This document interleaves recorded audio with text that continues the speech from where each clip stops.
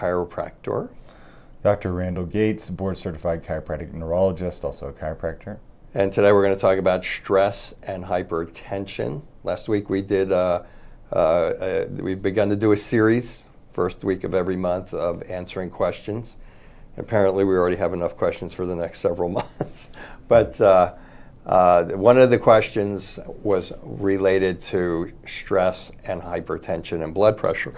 And it was kind of a question that seemed to require a little bit more of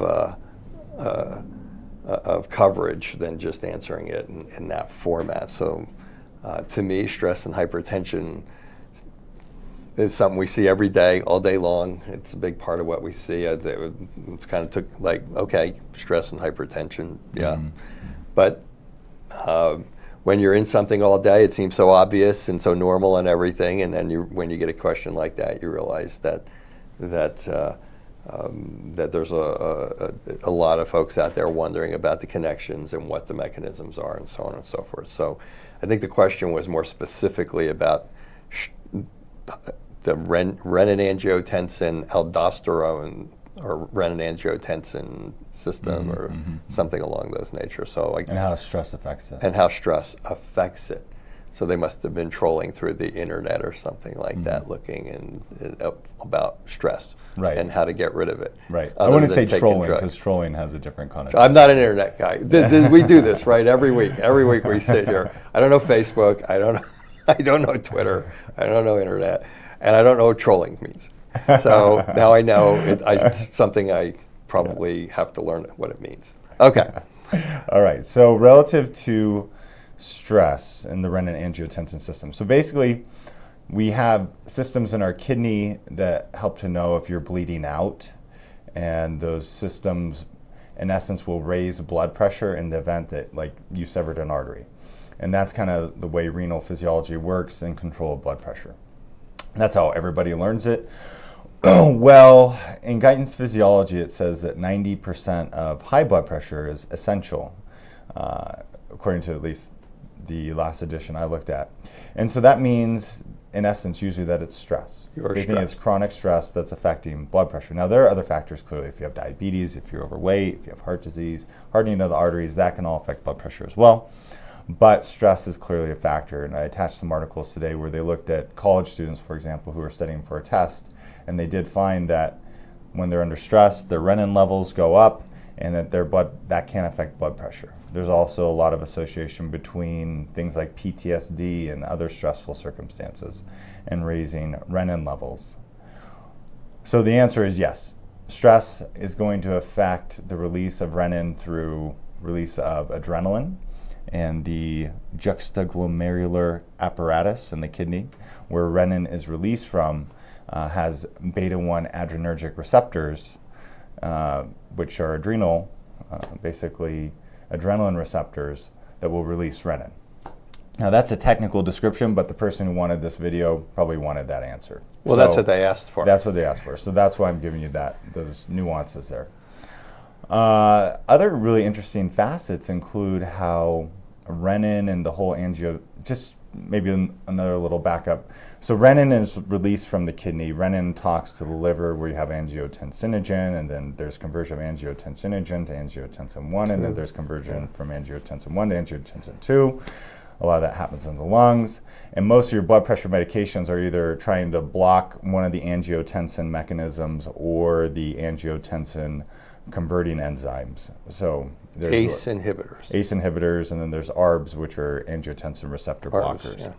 So that's how blood pressure physiology works, but they're finding that the medications used to augment angiotensin and the converting enzyme can have dramatic effects on improving PTSD and other stressful circumstances. Say that again.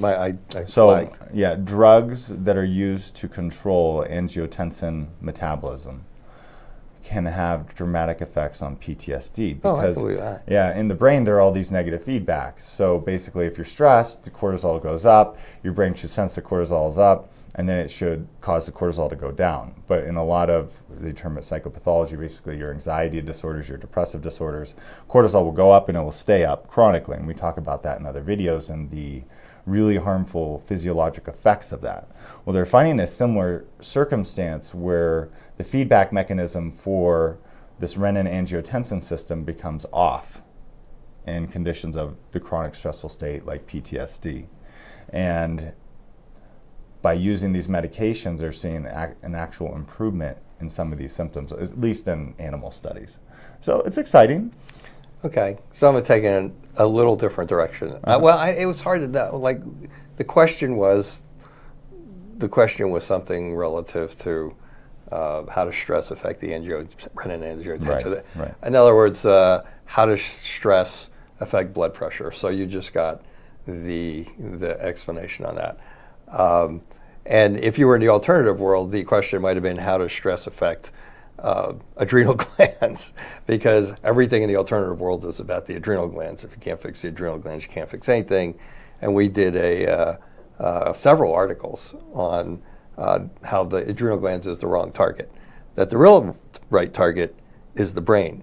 Now, for the person who asked that question, I would kind of take maybe another step and say, okay, that's the way it's done in the medical world. Is the target is the renin-angiotensin system. Would you say in the functional neurology world the target is the brain? I would say so, yeah. I think maybe that might be cool to talk about because really in our world, the patients who are showing up here already are taking adrenal supplements out the wazoo. Some of them are on 2 blood pressure medications, and their blood pressure is still high. And that might be something interesting to share with them, that in order for us to, so we do chronic pain. For those of you who've never seen us before, basically we've developed a chronic pain practice. It's been very interesting. Started out with fibromyalgia, chronic fatigue, peripheral neuropathy, and it's just kind of expanded pretty much just about any kind of chronic pain that you can imagine. And then there's cases we can't do, and there's cases that are extremely straightforward. I'll never say the word easy again. I made the mistake of saying that to a patient one time, and they thought they were going to be better in a week.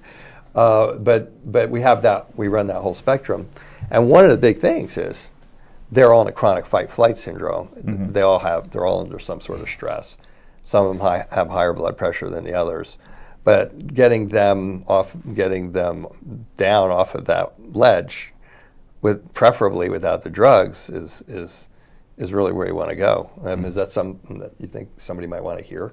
Who's interested first in this? I would say we're not telling you to go off your blood pressure medications. I No, know you're not saying that, but I just want to be clear and we don't on that. take people off of them until it's obvious that they're overdosing on their blood pressure and then we medication. refer back and to they start whoever going, prescribed that.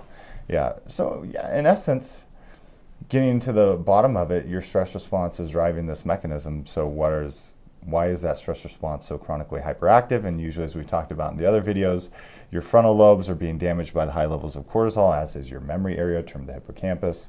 And then that results in a release of the fear center.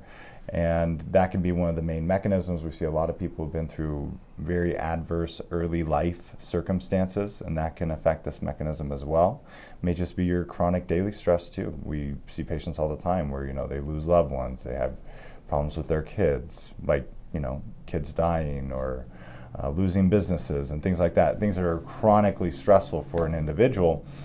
And then, you have somebody who's sitting there who has 10% body fat and they have a blood pressure of 170 over 100. Well, it's usually a stress mechanism. Yeah. If you're not having that pathology, if you're not having a kidney problem, if you're not having a heart problem, if you're not having coronary artery problem or bleeding out or dehydrated or whatever, then it's going to be that you're in this chronic fight-flight response, or you could call it PTSD, or some combination of both. Usually, we find it's from some sort of a emotional trauma, or I'm seeing more perfectionists and type A's lately. You could be a type A, you could be a perfectionist, and all of that will drive that renin-angiotensin system too. So I just thought, thought maybe kind of giving both sides of the coin might be interesting to whoever asked that question. Gotcha. So, and maybe not, but now it's out there, so you can decide. Okay. All right, so that's it? I think that's it, yeah. All right, so that kind of wraps it up on stress and blood pressure and? Renin-angiotensin. And check out what? Oh, and go to powerhealthtalk.com.